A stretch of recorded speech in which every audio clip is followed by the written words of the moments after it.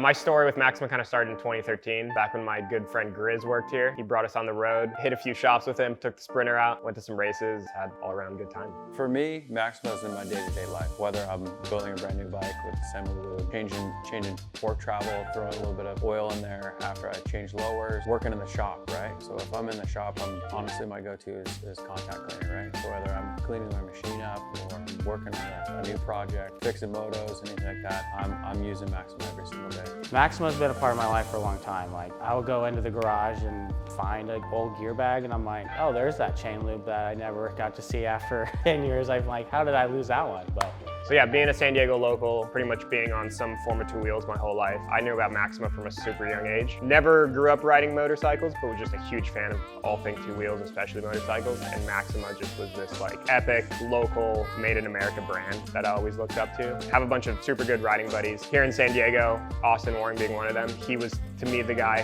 who always encompassed what Maxima was. Big into moto, big into bike, and he was always using the products from a super young age. So I knew about Maxima super early on. It's awesome having Maxima in my backyard. Realizing from the early beginning, right, I thought Maxima was this crazy corporation because of how much it's been in my life, whether it's suspension, brake fluid, you know, simple as SC1, right? But having it in my backyard and realizing all the products are made here, which is really, really cool. I mean, going through the process of checking out how they're mixing oils and all sorts of things is really cool. Yeah, so non-negotiables a 4-ride. It's been really dry recently, so Chain Pro has been my go-to. Always checking tire pressure, trying to just keep the fork clean, suspension clean, SC1. I'm a more cable feel kind of guy with all the 90 to the brakes and everything pretty much cable. So with the seat posts, I usually do a little suspension clean, get off the little dust. You can always take off the little collar here and clean out that little seal too. I would just spray some SC1 on it, cycle it, take it off, and then it's usually just stuck in the seal, so then you don't have all the dust collecting after on the seat post. So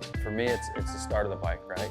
So a semi-lube when I'm building it, when it's time, and like in a race scenario, like if I'm riding the yard, I kind of just run a ragged edge, right? But when I'm racing, it's chain lube, SC1. If I'm not looking and feeling good, like I'm not ready to race, right? Okay, a couple tech tips. I recently started painting my bolts so I know where they're at, if they're tight or loose. You can visually see if the paint doesn't line up, then your bolts are loose.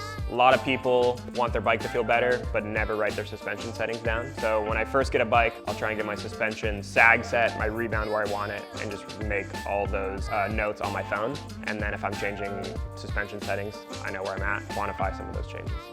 The relationship between all of us is kind of sick, right? All being in San Diego, and then, you know, like, not only do we have the connection of, we're all mountain bike racers, right? But we all have these crazy different type of personalities, right? Like, Luca is like very much so, unfortunately, into coffee, right? Like, he was couldn't stop talking about how his bad coffee experience ruined his day. yeah, which ruins our experience in the van. Well, which makes me hating coffee even more. But just having such different personalities, but then all having like the same kind of qualities, right? Where we want to race and compete and do well at it, going to events together, and you know, me calling Bubba, like, Bubba, how does this work on my motorcycle?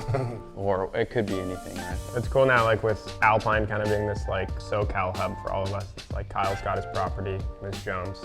We've all helped out on the jumps at some point over the last 6 years he's lived there. Bubs has the ranch. We got moto tracks out there, slalom tracks. Bubs does just like an insane job in the machines, crafting those tracks. The thing that like pulls us all together is the fact that we do all enjoy riding and enjoy hanging out with one another.